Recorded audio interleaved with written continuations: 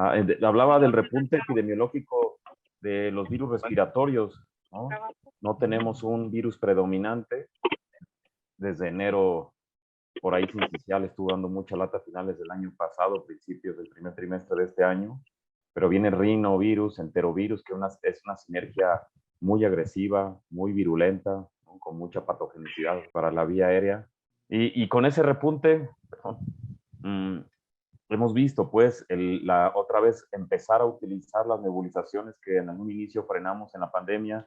Yo soy el encargado de una terapia respiratoria del Star Médica acá privado, entonces manejo todos los técnicos de terapia y yo le decía ahí a Quique y creo que al doctor Misael en la sesión de hace un par de años que yo mismo fue el que paró las nebulizaciones y yo mismo fue el que reinició otra vez la reutilización para poder nebulizar a los niños, sobre todo con COVID, ya con evidencia de poca transmisibilidad, ¿verdad? Con las nebulizaciones. Me voy a enfocar el asma, no quiero ser yo muy aburrido, son conceptos claves y las cuestiones importantes, pues los vamos a ver casi al final de la plática, con un par de casos clínicos que son muy significativos y muy prácticos para todos nosotros, ¿verdad? El asma es una enfermedad inflamatoria crónica, es la más común de la infancia y ahorita que estamos retomando otra vez esta cuestión viral y mucho niño con secuela post-COVID, pues parece que estaba inflamado, se queda inflamado. Esa vía aérea superior y esa vía inferior, parece que estas secuelas de los niños que tuvieron COVID, aunque seas COVID asintomático o COVID con síntomas leves, pues ha dejado algo de inflamación en la vía aérea. No sabemos cuántos niños asmáticos platicamos acá en el Congreso Latinoamericano, no sabemos cuántos niños asmáticos vamos a ver los próximos años, con estas secuelas que tampoco entendemos bien por cómo se están manifestando y más si hay nuevos linajes y nuevas variantes del SARS-CoV-2. Lo bueno del asma y lo bueno de la mayoría de los niños que están inflamados es que pues es reversible, o sea, se puede revertir a través del control de la enfermedad. Y esto lo establece muy bien Gina, ¿no? Esta no es una guía, pues es lo que rige a nivel global el asma y de ahí se toman las diversas guías a nivel nacional e internacional. Y el enfoque de la charla es disminuir esas exacerbaciones a través de conceptos claros, conceptos que nos permitan pues ponerlos en práctica en la vida diaria. Yo les comparto, me ven chavo, pero ya no estoy tanto, llevamos ahí ya 9 años encargados de la terapia respiratoria, más varios años más de neumólogo, entonces estos conceptos de verdad que nos ayudan mucho. Esta enfermedad heterogénea, y hablo de heterogeneidad porque el niño asmático no se presenta siempre igual. Sí, las sibilancias son el principal marcador clínico del asma, pero en la siguiente diapositiva vamos a ver el índice predictivo, nada más a reforzarlo, pero la realidad es que el paciente asmático puede tener esa variabilidad de síntomas toda la vida, es decir, no siempre tiene tos productiva, espasmódica, que incrementa con el frío, ejercicio, con los cambios de temperatura. Aquí pues vivimos como ratas cada vez con mayor contaminación, ¿no? Muchos adolescentes se manifiestan con disnea y opresión torácica sin haber tenido nunca sibilancias o sin haber tenido crisis de asma. Entonces, estos pacientes que estaban ocultos y empezaron justo a salir hace un año, algunos chicos que entraron a la escuela y los otros que ya entraron por completo ya en 2022, pues empiezan a manifestarse cada vez más, ¿no? Esa inflamación disminuyó con la pandemia y otra vez se está reactivando o se están volviendo a inflamar los pacientes pediátricos, pues están expuestos a virus y a toda la polución y todo el medio ambiente intradomiciliario y extradomiciliario que tienen los pacientes pediátricos. Y esto, nada más recordar que el diagnóstico de asma sigue siendo y seguirá siendo clínico, ¿no? Sí necesitamos una espirometría, es lo ideal, sobre todo el mayor de 4 o 5 años que puede ya coordinar y hacer buenos esfuerzos, pero si no tenemos una espirometría, pues tenemos este índice, ¿verdad? Que hace 20 años lo estableció el doctor Castro Rodríguez y sigue siendo de mucha utilidad. Él mismo lo ha modificado y lo han modificado más neumólogos, pero este es el índice clásico, justo ya prácticamente más de 2 décadas, que todos los pediatras debemos tener en consideración, pues cada vez que vemos un niño que le silba el pecho, ese niño que le silba el pecho más de 3 veces al año, en un año cronológico, y tiene un criterio mayor y 2 criterios menores, pues es muy probable que eso lo pregunta el papá, después de 1, 2 neumonías, 3 neumonías virales con componente espasmódico, pues pregunta el papá si el niño es asmático o no. Estos criterios clínicos, la realidad es que sí necesitamos una biometría hemática nada más tal vez para estandarizar ahí los eosinófilos. Aquí el corte lo decía que era más del 4%, pero ya sabemos que para asma podemos hacer el corte en eosinófilos totales más de 300 y eso nos da un criterio que sumado a los criterios o cualquiera de los dos criterios mayores, pues tiene un valor predictivo muy alto. Es decir, con la pura clínica podemos hacer diferencia entre estarle a los pacientes, a los papás o a los pacientes adolescentes o adultos jóvenes si son asmáticos o no. Sin necesidad puede tener una espirometría. Lo ideal es sí tenerla. Y cuando el paciente se diagnostica o se sospecha como asmático, aunque no tenga una espirometría, pues esta es la clave de la charla, pues sí, tener el control, ¿no? Y tener el control es como cuando uno tiene, o todos los mexicanos tienen una mujer dominante, o a lo mejor nada más es mi caso, que uno piensa que tiene el control cuando realmente pues no lo es así, ¿va? Entonces, ese control, el paciente asmático pues se siente bien, no usa inhaladores o usa pocos inhaladores de poco rescate, no va al servicio de urgencias y esto está bien controlado, vivir pues prácticamente normal. Y como tenemos varias escalas para monitorizar este control. La verdad es que son escalas bien fáciles, esto otra vez clínico, y esto lo podemos extrapolar a cualquier edad, desde lactantes a escolares, adolescentes, nada más preguntándole cómo están en la mañana, cómo están en la noche, qué tanto, si tienen disnea o presión torácica cuando hacen la actividad física, qué tanto han usado el medicamento de rescate, o sea, sobre todo salbutamol, y si han tenido o no hospitalizaciones. Entonces, esto en 3 minutos, uno pregunta rápido y sabemos si el paciente está bien controlado, más o menos controlado o no controlado. Es un monitoreo muy simple, muy práctico del paciente asmático, que el control, recuerden nada más que el control lo tenemos con el esteroide inhalado por lo menos más de 3 meses. Si el paciente tiene sospecha es asmático, sin miedo, más de 3 meses por lo menos para poderlo controlar. Estas escalas numéricas son muy prácticas. Aquí están las escalas numéricas en niños. Hay unas escalas españolas y esta escala que es la escala de control de asma clásica y esta es la que se extrapola a niños. 4 preguntas que contestan los niños y 3 preguntas que contestan los padres, menor a 20 puntos. Creo que es la más práctica para establecer que el paciente no está bien controlado si ustedes lo diagnostican o lo sospechan como asma. Esto lo tratamos de hacer nosotros en el servicio de inhaloterapia. Cuando vemos un paciente asmático, pues por lo menos que sople para medir el volumen, el flujo expiratorio máximo, perdón, y ahí establecer también cómo está el paciente asmático desde que ingresa hasta que sale. Esto es lo ideal, pues, para saber, pues, qué tan obstruida, qué tan inflamada está la vía aérea, ¿no? Y entonces, si ese control se pierde a través de una crisis o una exacerbación, pues evidentemente empeoran los síntomas o aparecen los síntomas que no tenía el paciente. Y hay mucha controversia. Yo hice una mezcla entre China y los españoles, ¿no? De que si es lo mismo una crisis y una exacerbación, porque ahí en los exámenes que nos ponían a nosotros, decían que crisis era la caída súbita y abrupta del flujo y una exacerbación era que el paciente ya tenía síntomas y empeoraba. Pues la realidad es que a nivel mundial lo manejan igual, los americanos, los europeos. Crisis es igual que exacerbación, sí, pues son síntomas que no tenía y empeora, son síntomas que no tenía y aparecen, no son síntomas que ya tenían y empiezan a incrementar. Eso es literal, es un sinónimo en el diagnóstico, en el control de asma, ¿no? Entonces, esta crisis o exacerbación son agudizaciones de estos episodios que incrementa el riesgo de ¿qué? De muerte me refiero, mientras más crisis, exacerbaciones tenga un niño, más se va a inflamar esa vía aérea y más adelante, aunque no le ponga tanta atención, vamos a tener, a lo mejor no tanto nosotros que somos pediatras, pero los adultos van a ver mucho paciente con EPOC, simplemente porque el paciente asmático nunca estuvo bien controlado. Esa traslapación de asma a EPOC, que ya sabemos que sucede entre los 30 40 años de los pacientes no controlados, pues va a haber más pacientes epocosos sin haber fumado nunca en su vida.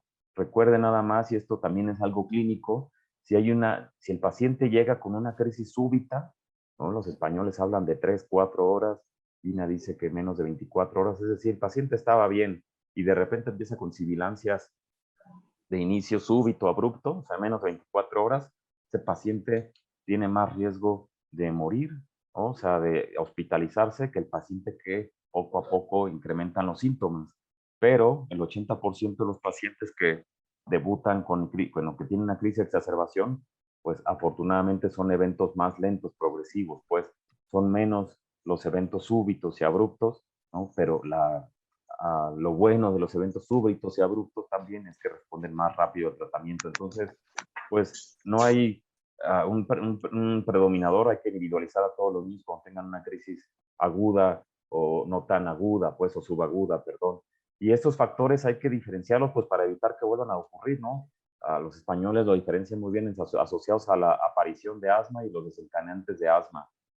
Asociados a la aparición, no me voy a meter, pues, con los factores predisponentes, ¿no? Obesidad, urticaria crónica, dermatitis atópica, toda la microbiota que se altera durante el embarazo y en la etapa postnatal, perdón, pre y postnatal, pues eso es importante. El uso de antiácidos ya se ha demostrado que tiene mayor riesgo de incrementar los pacientes con sibilancias por infecciones virales, aunque uno no lo pueda creer, pues esa asociación ya se ha visto de 2, 3 años para acá. Y esos factores encadenantes, sabemos que la mayoría son virales de las crisis, que cada vez ustedes van a ver más, no sé cómo vengan epidemiológicamente, pero digo que aquí no hemos bajado, nos hemos mantenido los últimos 2, 3 meses con un alto índice de neumonías y de crisis de asma. Ahí está el estrés, que no le ponemos tanta atención, pero ya los españoles y a través del COVID lo han visto, que el estrés, el factor emocional, tanto ansiedad y depresión, uno piensa que no existen los escolares, pero nosotros como expertos hay que identificarlo oportunamente para evitar ese factor emocional. Tiene gran impacto en las crisis de asma. Y ya que les digo de la contaminación, que ustedes no tienen tanta, bueno, mucho viento, pues aquí nos morimos poco a poco como ratas, ¿no? En la mayoría de las crisis en México y en el mundo son virales. Y entonces, pues son virus cada vez más agresivos. Yo he visto los que hemos tenido acá en infantil, porque prácticamente a todos tenemos la facilidad de hacer el panel viral a todos los pacientes, casi, es que el 95% de las neumonías hacemos paneles virales. Entonces, eso para mí es muy fácil saber qué está circulando en este momento, a diferencia pues tal vez de la institución que no tienen el acceso a todo el panel viral completo, ¿no? ¿Qué está circulando epidemiológicamente? Y la verdad es que yo decía al principio de la charla, es una mezcla, ahorita repasan en el zoológico los niños, tenemos rinovirus y enterovirus, hacen mucha sinergia, pero hacen sinergia también adeno, metaneumo, hemos tenido para influenza, estos grupos severos con componente espasmódico, pues los van a seguir viendo y cuesta mucho trabajo desinflamar a esos pacientes. Ahí está el resto de causantes de exacerbaciones y lo que quiero yo nada más demostrarles con esta diapositiva es, recuerden, si el paciente en una crisis súbita y abrupta, ¿no? Se inflama, hay inflamación aguda, hay edema, por eso hay que darle un esteroide inhalado rápidamente al paciente, porque uno piensa así, pues claro que hay que broncodilatar la vía aérea rápido, porque tengo broncoespasmo, sí, pero si no, desinflaman rápido y esa es una de las piedras angulares de esta charla. Si no desinflaman rápido, ponen el esteroide inhalado, porque empiezan a usar salbutamol, pues sí, para el broncoespasmo, pero la inflamación, mientras más salbutamol usen, empeora, ¿no? Porque la están dejando de lado. Y vamos a verlo más adelante, el uso temprano, correcto, oportuno y dosis medias altas de esteroide inhalado disminuye el uso de esteroide sistémico. Y no lo digo yo, ya lo hice en los metaanálisis del año pasado. Eso es importante, esta inflamación puedes revertirla. Y el paciente con asma, aunque tenga pocos síntomas, como lo han visto ustedes y lo seguirán viendo, aunque esté asintomático, ¿no? Puede tener crisis en cualquier momento de la vida, ¿no? Y una crisis severa, como las neumonías que estamos viendo ahorita virales, ¿no? Aquí en esta diagrama a la izquierda vemos a los niños que tienen asma leve, pero tienen también riesgo de tener una crisis o una exacerbación en cualquier momento de la vida, a pesar de que también estén bien controlados, entre comillas. Y esto es lo que ya la década pasada, pues hacíamos y seguimos haciendo, sí, claro. Si el paciente tiene broncoespasmo, pues hay que usar un broncodilatador de acción corta, sobre todo en los lactantes escolares, ¿no? Pues esto se ha ido modificando en el paciente asmático ya en los últimos 2, 3 años, que ese es motivo de charla y de discusión de esta presentación. Recuerden que los aerosoles médicos, ¿no? No generan contaminación, o sea, no hay mayor riesgo de dispersión usando un dispositivo inhalado, ya sea en polvo seco, en neblina suave, en dosis medida, o una nebulización que proviene de pues, soluciones o suspensiones, ¿no? Y tenemos una gran variedad de medicamentos inhalados, sí, y hay algunos que todavía le seguimos teniendo miedo y no deberíamos, ¿no? Y cuando nebulizar a un niño, ¿cuál es la diferencia entre usar un inhalador de su medida o usar un nebulizador? En teoría ninguna, en teoría, pero en la práctica sí hay diferencia, por lo menos en la experiencia que tenemos acá en la terapia respiratoria, ustedes que están a nivel privado e institucional, claro que hay que individualizar a todos los niños con esa vía aérea. ¿En quiénes se tienen que nebulizar? Yo pongo las dos indicaciones de la derecha. El paciente asmático que tiene una crisis o una exacerbación se tiene que nebulizar, es más rápido, el medicamento se deposita mejor porque está muy inflamada esa vía aérea, a diferencia del inhalador de dosis medida. No digo que no lo usen, sí se puede usar, pero yo prefiero nebulizarlos cuando tienen una crisis o una exacerbación, o cuando quiero incrementar por semanas, por días o semanas el esteroide inhalado, ¿no? La dosis del esteroide, pues lo puedo nebulizar para que el paciente siga controlado con su inhalador de dosis medida o su polvo seco, pero si quiero incrementar solo el esteroide, pues lo puedo nebulizar, ¿no? Estos tipos de nebulizadores, nada, recuerden que depende de la partícula, ¿no? Se impacta, se sedimenta y se centrifuga, se difunde, perdón. Esos son los tres mecanismos de depósito físico-químicos. Estas diapositivas que las dieron el año pasado. Recuerden que el paciente asmático que tiene una crisis, una exacerbación, el paciente que tiene sibilancia pues no viene con frecuencias respiratorias normales, viene polipneico, ¿no? Y la polipnea disminuye, ¿no? El depósito de los aerosoles, y los papás quieren que mejoren con la primera nebulizada, la segunda nebulizada, pues hay que explicarles, hay que tener paciencia, pues el niño tiene polipneico y viene inflamado, pues hay que usar, por eso seleccionar bien los medicamentos nebulizados, ¿no? Que querramos individualizar a cada paciente. No me voy a meter en cuestiones más técnicas, ¿no? Recuerden, partículas menores de 5 micras son las que entran de la glotis hacia la vía inferior, las de 5 a 10 micras se depositan arriba, ¿no? En la nariz. Y este boom que hubo de partículas finas y ultrafinas, pues ¿de qué depende?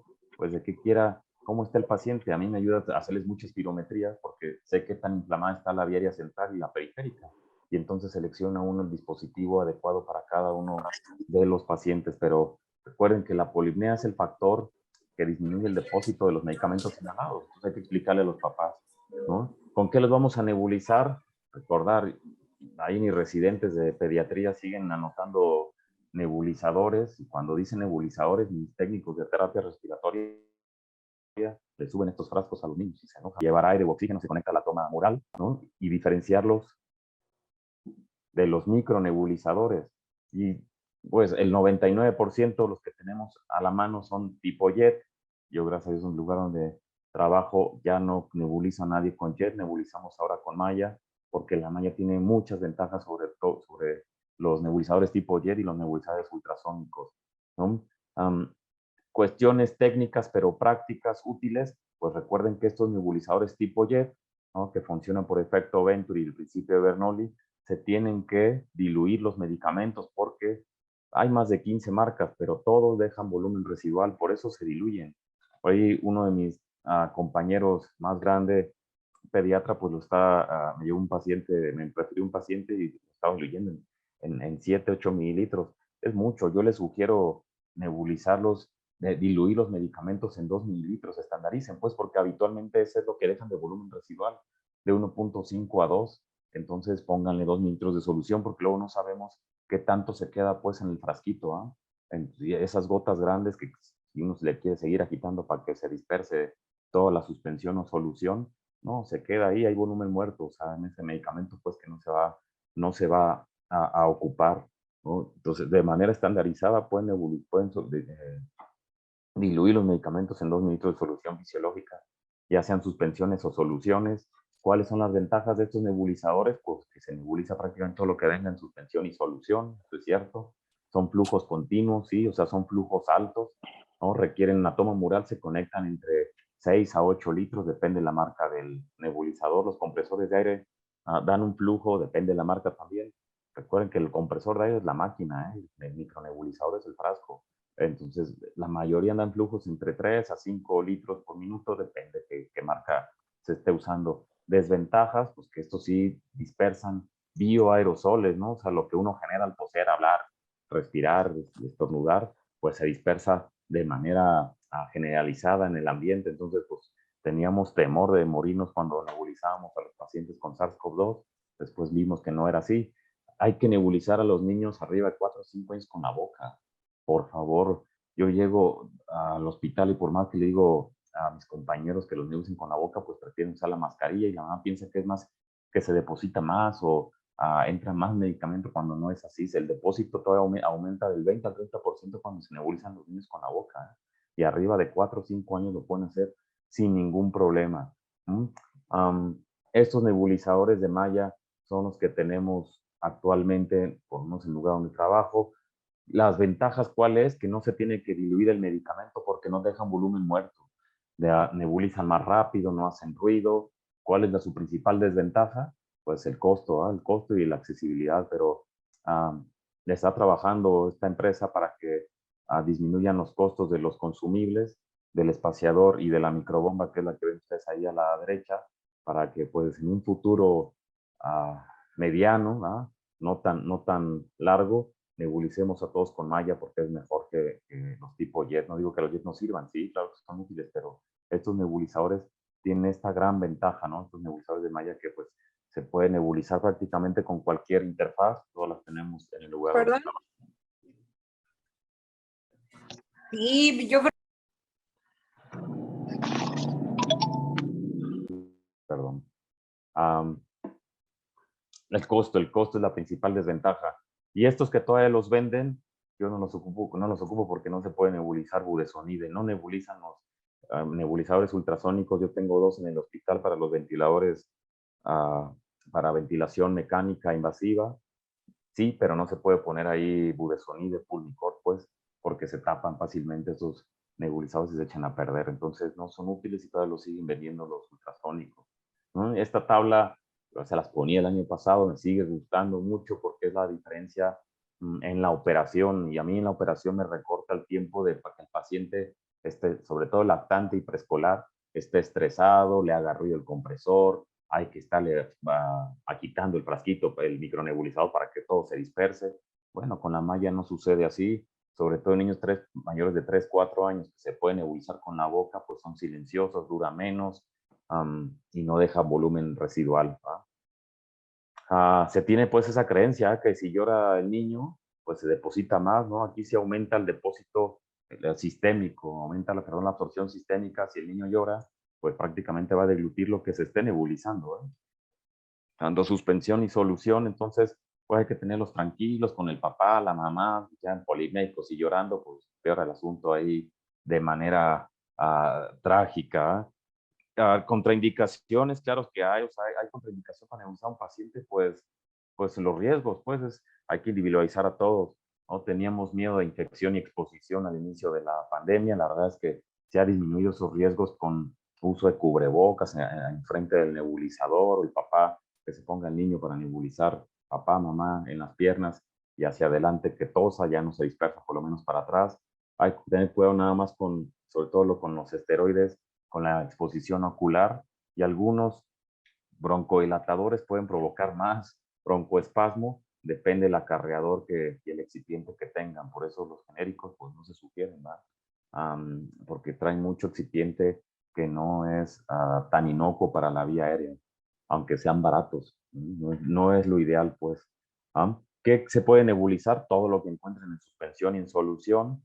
Tenemos estos esteroides que son una maravilla, pues la verdad es que ha mejorado cada vez más con la cuestión de la biotecnología. Budesonide, fluticasona son los que se nebulizan, y los broncodilatadores, todos nos debemos saber las dosis en niños, ¿no? Para evitar taquifilaxia, evitar eventos adversos. Salbutamol con infratropio e hipratropio. Estas dosis yo las pego ahí a mis técnicos de inhalo para que sepan, todos los días repasen las dosis, y por ahí si algún médico se le va, pues por lo menos nosotros tengamos esa seguridad del paciente en la doble verificación de las de las dosis. Son seguros y eficaces los esteroides inhalados, ya todos los conocemos. ¿no? Y son seguros y eficaces porque a mayor depósito, pues menor absorción sistémica, y a menor absorción sistémica, pues no hay eventos adversos graves, ¿no? La realidad es que pues, pregunta mucho la mamá, oye, el esteroide inhalado, ¿lo va a hacer chaparro, le va a hacer catarata, glaucoma, se va a quedar gordo? Pues cuando no se usan por el tiempo adecuado a dosis altas, claro que puede tener eventos sistémicos, efectos adversos sistémicos, pero son medicamentos ya bien nobles, ¿no? Que se depositan, se absorben, prácticamente depende, por eso el dispositivo que esté utilizando el paciente, pero o sea, en los niños el aclaramiento hepático y el aclaramiento renal todavía, el metabolismo hepático con el aclaramiento renal pues es mayor, pues prácticamente tienen pocos eventos secundarios por el uso crónico de esteroides inhalados. ¿Y qué hay de primera y segunda generación? Inhalados en México solo tenemos budesonida y fluticasona, para nebulizar, perdón. ¿No? Inhalados, pues están todos los demás, desde Beclo, Triamcinolona, que todavía hay, Flunisolide, y están los de segunda generación, Bude, Flutimometasona y Ciclesonide. No me mete con la farma, pero nada más lo importante aquí, tengamos atención en el paciente, por lo menos aquí en la ciudad, mucho niño en la pandemia subió de peso, y el niño con sobrepeso u obesidad, que tienen una crisis de asma, o ya viene, que además es asmático, responde más lento, y eso es por la producción de las lipocortinas, entonces, de las adiponectinas, perdón, ¿no? Hay que explicarle a los papás que el peso es un factor fundamental para la pobre respuesta al esteroide inhalado y ponernos a hacer ejercicio, ¿no? Actividad física y mejorar esa dieta. Ahí están las dosis de budesonida y fluticasona. Ahorita voy a hacer más hincapié que por qué se prefiere nebulizar budesonida o por qué preferimos nosotros prácticamente. Yo por cada 100 niños que uso esteroide inhalado nebulizado, nebulizo con 99 ámpulas de budesonide con una de fluticasona. Es raro el pediatra que me pide fluticasona. Y la principal ventaja es el tiempo de acción.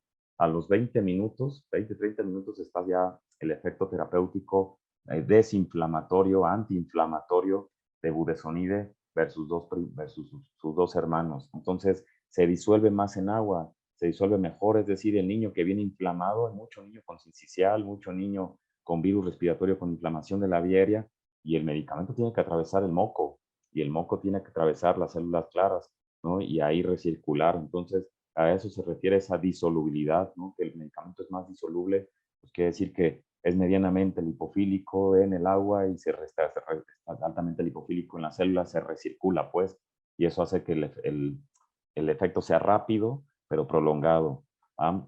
Tengan cuidado ahorita, que regresé allá de Michoacán, pues está haciendo un poco más de calor que acá, entonces las ámpulas hay que movilizarlas con mucho cuidado en época invernal y en época calurosa, pues tienen que estar, en teoría no les puede dar tanto la luz, si les da la luz, pues hay que usarlo de manera rápida, ¿no? El ámpula abierta tarda 12 horas en una cuestión, en la referencia a los esteroides inhalados para nebulizar, 12 horas me refiero abierta, después ya se desnaturaliza el medicamento. Entonces eso sí hay que tenerlo en cuenta porque la dejan ahí encima del refrigerador y se calienta y ya valió.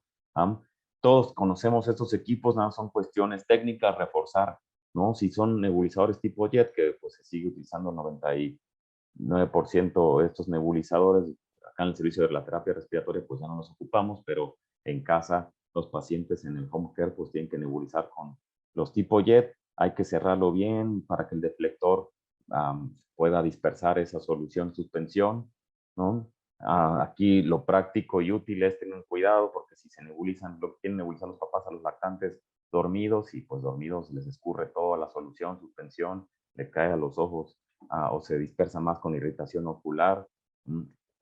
Cuenten el tiempo del motor, depende ahí la vida media de cada nebulizador, porque hay unos que duran, todavía hay de pistón y duran 30 minutos.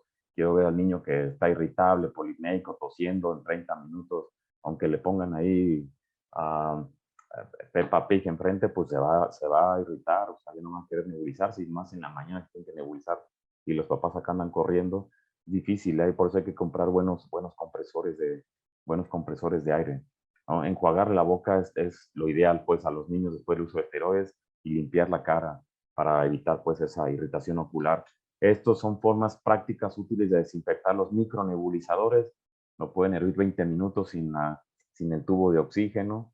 Eso es lo que se recomienda, aunque vi una mamá el martes que y dio su micronebulizador y pues se le pegosteó todo, quién sabe cuánto tiempo también estuvo hirviendo. Sumergir 30 minutos en peróxido de hidrógeno o hacer esta combinación de 100 mililitros, 700 mililitros de alcohol al 96 con 300 de agua bidestilada, da ese porcentaje como el 70% de etanol, y lo pueden sumergir 5 minutos también y es igual de efectivo que cualquiera de las otras dos. Entonces, si el paciente no tiene la posibilidad, pues, de estar comprando un micronebulizador, que depende de la marca, es lo que cuenta, lo que cuesta, pues podemos desinfectarlo de manera intradomiciliaria. Y esto es lo más importante, creo que de la charla, aterrizar conceptos claros. Vamos a seguir viendo ya la evidencia y ya basado en la experiencia, basada más bien en la evidencia, ¿no? Estos chicos pues están llegando todos los días. Yo pongo este ejemplo, una crisis asmática a un chico de 6 años con 3 días con síntomas nasales, pues ya todos van a la escuela y se contagian, ya unos usan el cubrebocas, otros no son tan estrictos, ¿no? Empezó con tos un día antes de su ingreso a urgencias y 4 horas antes empezó ya con sibilancias. Entonces la mamá se lo llevó a urgencias, a papás prácticamente sanos, mucha humedad en la habitación ahorita que ha estado lloviendo, dermatitis atópica del primer año de vida, ¿no? Y más de contacto, alérgico al huevo y hospitalizado ya por 2 neumonías previas con sibilancias antes de la pandemia, ¿no? Ahí está la exploración física, tendencia a la taquicardia, tendencia a la polimia, desaturado, ¿no? Con febrícula. Arriba, pues todo congestivo, y abajo se le hundían las costillas, se le hundía abajo del cuello, no tiene tiro costal, esternal, sibilancias expiratorias. Y ese es un tip: si no escuchan sibilancias en un niño que tiene tos espasmódica, háganlo toser y auscúltenlo al mismo tiempo. Y entonces ahí pueden escuchar las sibilancias y no son tan audibles, ¿no? Con el estetoscopio los hacen toser, digo, los que cooperan, y ahí puede ser que el broncoespasmo se manifieste mejor. Disminución del muelle vesicular en la base derecha, ahí está la radiografía de todos que lo tomaron cuando llegó a urgencias, o una mancha abajo, al lado del corazón, un patrón ahí alveolar con algo de broncograma, nada más que parecía más moco, y ese atrapamiento aéreo son 8 o 9 espacios intercostales de los dos lados, ¿no? Y ese patrón intersticial lineal que tiene, pues parece una neumonía viral, aunque lo dejamos como una crisis asmática, y a la crisis asmática pues hay que ponerle apellido con el score asmático, pues, que es muy fácil ya para los pediatras, con la frecuencia respiratoria, datos de dificultad respiratoria y sibilancias, ¿no? Ya saben que va del 0 al 9, depende si hay leve o si está muy marcado, ¿no? La frecuencia respiratoria hay que transponerla hay que tener las tablas para la edad, ¿no? Con dificultad respiratoria las sibilancias, y esto se relaciona directamente con la saturación, no forzosamente, pero en la mayoría de los casos, pues coincide. El niño con dificultad que está hipoxémico, pues hay que ponerle apellido a esa crisis asmática. ¿Y para qué sirve ponerle apellido a la gravedad de la crisis? Pues de acuerdo a la crisis, el tratamiento. Y aquí sí quiero hacer énfasis en uno de los puntos claves de la plática, que espero no, muy viernes, no estén agarrando algunos la fiesta todavía, ¿no? Espérenme que termine yo de hablar y ya pueden continuar con la pachanga que queremos todos. La clave es nebulizarlos con uso temprano de esteroide inhalado. Y esteroide inhalado me refiero, metan el esteroide a dosis alta, desde la primera nebulización o desde, si van a usar inhalador de dosis ingrese al piso. Entonces, esto, budesonide, a dosis medias altas. ¿Cuántas dosis medias altas? Pues sacan la tabla y ahí vemos, o sea, métanle 2 ámpulas de budesonide, de pulmicort, en la primera hora de la crisis. ¿Y esto para qué? Pues para desinflamarlo rápidamente. Sí, claro que hay que usar broncohilatador, claro, pero si lo usan de manera temprana, ¿no? Van a disminuir el riesgo. No lo digo yo, ya lo hice en metanálisis del año pasado, disminuir el riesgo de usar esteroide sistémico, así de importante, porque ahí sí el esteroide sistémico, 2 o más ciclos al año de esteroide sistémico, tiene eventos adversos ya no deseados, sobre todo en los chiquitos, en lactantes, preescolares, escolares. Esto de hace 10 años ya hablaban, Cochrane revisaba los metaanálisis, los ensayos clínicos que ya habían, perdón, aquí revisaron 20, casi hace 10 años, decía, bueno, el uso temprano de esteroides inhalados en una crisis de asma, pues puede ser, ¿no? Decían, pues puede ser que reduzcan en algunos pacientes la hospitalización.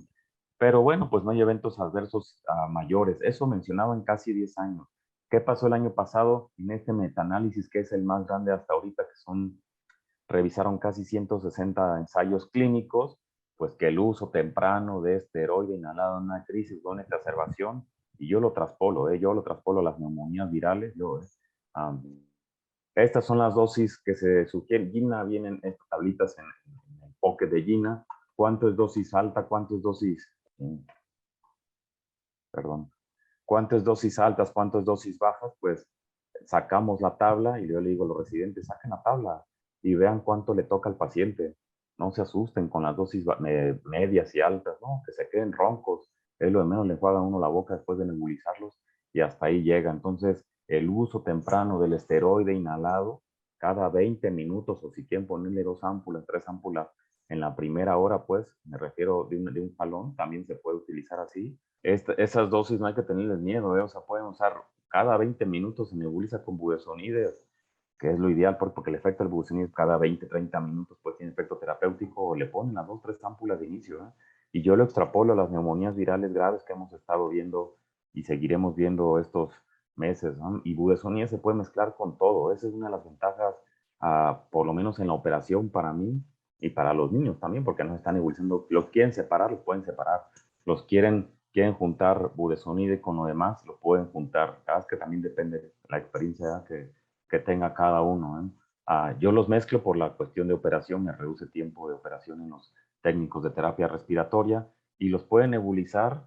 Claro que hay que usar inhaladores de dosis medida, sí, pero dispositivo alterno, ahí están los nebulizadores, y les pongo en cuadros rojos porque arriba de niños ya de 3, 4 años ya se pegan con la boca con el nebulizador, y eso todavía aumenta más el depósito pulmonar, casi 15% comparado con la mascarilla. Y en el caso de los nebulizadores de malla, todavía casi 60% de depósito de medicamento, que es muy, muy alto cuando lo usan de manera adecuada. ¿Qué pasó con este chiquito cuando se dio de alta? 3 días que estuvo hospitalizado, pues sí lo impregnamos con esteroides sistémicos, sí, ¿no? Pero tenemos que darle beneficio de la duda. Antes de impregnarlo, hay que impregnarlo con esteroide inhalado. Ahí está. ¿Con qué va a continuar? Pues formoterol y budesonide es la mejor opción terapéutica en el caso que uno sospeche que el paciente es asmático. Y otras neumonías post-infecciosas, a la mayoría les dejo, por la gran hiperreactividad que tiene esa vía aérea post-infecciosa, les dejo budesonide y formoterol para poderlos controlar, porque si no se van a exacerbar con agente físico, químico o infeccioso otra vez, van a estar regresando al hospital. Y el segundo caso clínico es una niña que tuvimos a principios de año en el hospital. No sabíamos bien estos linajes agresivos de SARS-CoV-2, chiquita de 3 meses de edad, fue gemela 2, pretérmino tardío, buen peso, buena talla para edad gestacional, salió los 2 días del hospital. Tenía un estridor leve, ¿no? Inconstante, que por ahí se preocuparon y llegaron con un otorrinopediatra, dijo que pues era una laringomalacia leve, que no le iba a dar repercusión ventilatoria, y empezó con datos de alergia a la proteína de leche de la vaca, hasta que justo al tercer mes, ¿no? Mamá, papá ya empezaron a trabajar, la contagiaron con SARS-CoV-2 a las 2 hermanitas, ¿no? Pero esta chiquita empezó con ya ese estridor inconstante que prácticamente ni se escuchaba, dice la mamá, pues llegó con un CRUP moderado a severo. Pongo moderado a severo porque en las primeras horas era moderado y después empeoró a pesar del tratamiento médico, es decir, tuvo respuesta parcial. Y sí que usamos canula nasal de alto flujo, pues tenemos esa posibilidad, ¿no? Esteroide sistémico, aquí sí, pues es CRUP, las guías de CRUP, aunque se actualizan todos los años, pues se siguen y seguirán usando esteroide sistémico, Dexa.6, dosis de epinefrina racémica también, que tenemos a esa posibilidad. Y esto, otra vez, budesonide, dosis altas, medias altas, sin miedo. Hay que impregnarlo rápido con el esteroide inhalado para desinflamarlos. Esta chiquita evolucionó, estuvo hospitalizada 11 días, ¿no? Se fue a casa con oxígeno porque no se podía despegar del oxígeno. No sabíamos bien cómo se comportaba estas variantes nuevas. Este caso clínico lo di en el Congreso Nacional de Pediatría, ¿no? Me tocó dar secuelas post-COVID a niños, porque soy el que más seguimiento les ha dado, por lo menos ahí en el infantil privado. Y reingresó la niña al tercer día, otra vez con incremento del estridor, tuvimos que ponerle Dexa, al final hizo un síndrome de Cushing, ¿verdad? Bien puesto por tanta dexametasona, pero lo necesitaba. La realidad es que no sabíamos qué había sucedido, qué había inhalado, se había reinfectado, panel viral otra vez solamente positivo para SARS-CoV-2. Ahí está la placa de ingreso inicial. Como ven ustedes, el atrapamiento, llegaban con unos cuadros de laringotraqueobronquitis, o sea, un CRUP, pues yo les pongo CRUP, con componente espasmódico, o sea, que nebulizarlos también con, a veces con broncodilatador, porque hacen espasmo, o sea, esteroide así, ahí sí, dosis de caballo, inhalado, sistémico, adrenalina racémica, ¿no? El alto flujo otra vez se reinició en el segundo reingreso, que además llegó deshidratada, y hubo necesidad ya por el estridor persistente con mala respuesta terapéutica, pues de hacerle una laringobroncoscopía. ¿Y qué encontramos? Rojo como tomate, todo a pesar de que ya había hecho Cushing, ya llevamos prácticamente con Dexa total, ya llevamos aquí al momento de la endoscopía casi 14 días con dexametasona, budesonide, de vez en cuando le ponemos adrenalina, ya le ponía yo broncodilatador, fosmoteol, ya no sabían por dónde qué hacer, me apoyó otorrino y solo rojo como tomate, hay una úlcera pequeña, no sé si la ven abajo, esa es una imagen endoscópica de la tráquea, con una úlcera chiquita abajo de la glotis, en el espacio subglótico traqueal, ahí está el segundo anillo traqueal, ¿no? Era lo único que se evidenciaba y la niña persistía con un estridor terrible, terrible, que hubo necesidad de hacerle una traqueostomía. Estos son secuelas irreversibles, aquí sí, irreversibles, subagudas, que no habíamos estado acostumbrados a ver y empezaron a llegar estos pacientes um, con ese espasmo. ¿Qué hicimos después de la tráqueo? Pues nos quedamos ahí, ¿va? O sea, a esta niña con esa inflamación aún moderada en la vía aérea, era moderada, pues ¿qué pasa? O sea, ¿por qué responde tan mal al esteroide sistémico, inhalado, adrenalina? ¿Qué le ponemos ahí? ¿Qué le untamos? Que inhale Vaporub, que inhale, pues, le hicimos, la verdad es que no sabíamos por qué estaba tan inflamada a pesar de usar mucho esteroide inhalado. Bueno, el mensaje es, la continué nebulizando con esteroide inhalado prácticamente y solo nebulizado, porque el IBM no le hacía nada, tosía además, tosía algo hacía con cambié dos marcas de inhalador dosis medida con esteroide y tosía mucho. Entonces era como alérgica a los excipientes y se siguió nebulizando con budesonide prácticamente un mes. Ahorita ya está en destete, bueno, después tuvo una neumonía viral, ¿no? En mayo por un sincicial respiratorio. Ahorita ya está con ejercicios de oclusión de la cánula, tiene tiene son 9 meses que ya tiene, 9, 10 meses. Entonces, ahí va, ya estamos en reducción de la cánula, ya despete justo de la traqueostomía. ¿Qué les pongo otra vez la tabla de Pulmicort? Porque la indicación para prescripción y viene precisa y muy clara, uses en CRUP. Además de asma, ¿no? Cualquier enfermedad inflamatoria de la vía aérea, pues, CRUP. Y en CRUP hay que usarlo, si lo vamos a usar, hay que usarlo bien, sin miedo. Y les pongo este review de hace 3 años, porque es el más grande que yo encontré. Todos los años se actualizan las guías, ¿va? De CRUP como pediatras. 43 ensayos clínicos, 4.500 niños con CRUP moderado a severo. Esto es lo importante otra vez. El esteroide sistémico, aquí sí, pues la Dexa, no quiere decir que no, pero el esteroide sistémico y el esteroide inhalado a dosis altas reduce el riesgo de hospitalización cuando llegan con CRUP moderado a severo. Ya se vio que no hay eventos adversos comparado con todo lo que, con placebo y con todo lo demás que comparaban los ensayos clínicos. Entonces, el segundo mensaje, si ven pacientes con CRUP espasmódico, el esteroide y el esteroide de dosis altas son hasta 3, 4 ámpulas la primera hora, sin miedo. O sea, si lo vamos a usar, 2 miligramos, no pasa nada. O sea, va a quedar ronco el niña, pues sí, pero vamos a desinflamarle rápido esa vía aérea. No sé si nos faltó, yo la nebulizaba con 1 miligramo desde que llegó y a pesar de eso, pues la niña ya vieron la secuela que tuvo, no sé si le hubiera puesto 2 miligramos de budesonide, que después llegué a hacerlo en la segunda hospitalización, pues yo usé mucho esteroide, dosis altas, yo me refiero a mi experiencia sobre utilizar el esteroide con todos los niños que venían con CRUP por SARS-CoV-2, dije esto no me vuelve a suceder y los nebulizaba con mucho esteroide, los dejaba roncos, sí, disfónicos, pues, pero bueno, se enjuagaban la boca los que podían eso disminuía. Ese es el segundo mensaje, no nada más en las exacerbaciones, crisis, sino Los CRUPs que van a ver, pues van a seguir viendo porque hay mucho adeno y para influenza todavía, son más frecuentes, ¿no? Hay que nebulizarle sin miedo el esteroide inhalado. Esa es mi sugerencia, ¿eh? Yo prácticamente le di seguimiento a la mayoría de los CRUPs espasmódicos en el hospital y no regresaron comparado con los que no nebulizaban con dosis altas, medias y altas a los pacientes.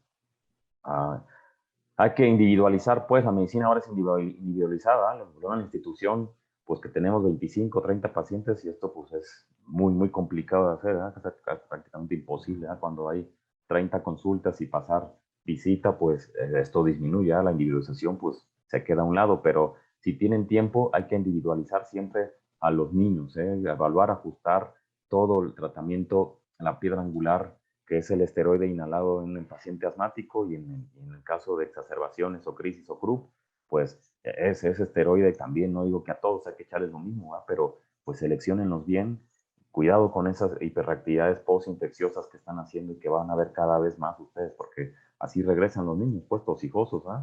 Eficacia, efectividad, seguridad y disponibilidad, pues sería lo ideal, pues que todos tuviéramos esto, pero pues en el país cada vez está más complicado tenerlo al mismo tiempo, entonces yo sé que las ámpulas de budesonide no son tan accesibles, pero vale mucho la pena nebulizar budesonide de patente versus las demás budesonides que no son de patente. Yo lo digo por los 8 o 9 años que tengo ya en terapia respiratoria, sí veo los efectos secundarios que tienen los niños cuando no se nebulizan de manera inicial con budesonide por Micort. La verdad es que los nebulizadores son una buena alternativa. Lo ideal es IDM, si es que tienen una crisis, exacerbación, o el niño está usando el IDM, pues que lo siga usando, pero los nebulizadores nos permiten administrar todo lo que se pueda para nebulizar, ¿no? Hasta vodka, todo lo que como es viernes se puede nebulizar con vodka, si quieren enfiestarse más rápido, pues sí, se absorbe más rápido, ¿no? Los tipos Jet y Maya son útiles, sobre todo las suspensiones se nebulizan de manera muy, muy noble. Y entre los esteroides inhalados, pues los estudios que hay, ¿no? Son con budesonide. ¿Por qué budesonide? Porque es el efecto terapéutico rápido, es rápido y prolongado, ¿no? Hay quien lo usa cada 8 horas, que no está mal, hay quien lo usa cada 12 horas, también está bien, o sea, la finalidad es que sea el efecto terapéutico constante, pues para que se alcance a desinflamar esa vía inferior, ¿no? Y puedan controlar a los pacientes en el caso del asma o en los pacientes que ustedes van a ver con esa hiperreactividad postinfecciosa, les ayuda mucho nebulizarlos por lo menos de 5 a 10 días. Si los van a nebulizar por lo menos 5 días, no son 2 cajas de puño, 3, pero nebulízanlos un rato, porque si no van a regresar, pues, y lo van a cambiar de médico, ¿eh? Entonces, hay que tratar de hacerlo muy bien. Muchas gracias,